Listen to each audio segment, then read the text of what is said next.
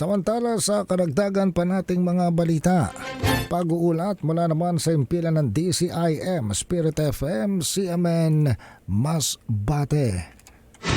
CMN Live Nation. Alvin Floresta, magandang araw sa iyo.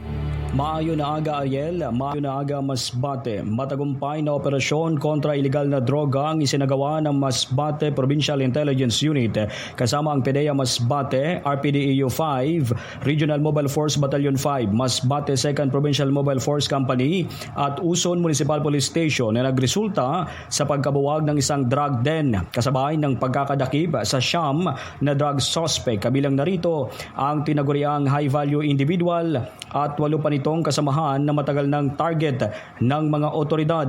Isinagawa ang operasyon noong nakalipas na November 4, 2024. Batay sa ulat na natanggap ng Masbate Police Provincial Office, kinilala ang mga naaresto na sina Roger, 70 years old, isang fish warden ng Dimasalang LGU, Chester, 29 years old, jobless, Riza, 29 years old, jobless, Roy, 26 years old, jobless, Jed, 22 years old, jobless, Daniel, isang mangingisda, John, 23 years old, isang estudyante sa kolehiyo, Joel, 23 years old, estudyante sa kolehiyo at Gerald, 25 years old. Ayon sa ulat, banda alas 5:14 ng hapon nang isinagawa ang operasyon sa Porok 3, Barangay Miaga, Uson, Masbate sa bisa ng Search Warrant number 037-2024 para sa paglabag sa Republic Act 9165 at nakakumpiska mula sa kanila ng 7 maliliit,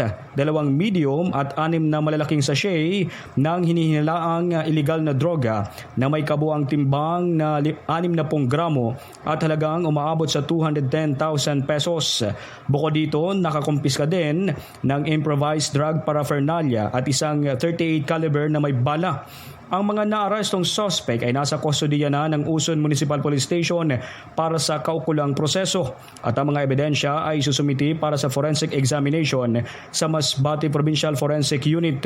Pinuri naman ni Masbate Police Provincial Director Police Colonel Liani Van de Velde ang mga operatiba sa kanilang pagpupursigi na pigilan ang paglaganap ng ilegal na droga sa lalawigan ng Masbate. Samantala, nasa 12 bagong benepisyaryo sa Kinamaligan Resettlement Site sa Barangay Mayngaran dito sa siyudad ng Masbate ang nakatanggap ng housing materials na nagkakahalaga ng 10,000 pesos bawat pamilya kahapon, araw ng Miyerkules, November 6, 2024. Ayon sa City Social Welfare and Development Office, bawat pamilya pinagawan din ang sariling CR sa pamamagitan naman ng City Engineering Office. Programa ng Gobyerno Siyudad ng Masbate ang nasabing resettlement site na kung saan ay target na magkaroon ng permanente, sarili at ligtas na bahay ang mga beneficiaries. Mula dito sa DCIM 98.3 Spirit FM Masbate, Alvin Floresta, nagulat live para sa CMN Pilipinas, lakas ng katotohanan. CMN Live Nationwide. Maraming salamat Alvin Floresta. Mula po naman sa impilan ng DCIM, ang Spirit FM, CMN Masbate.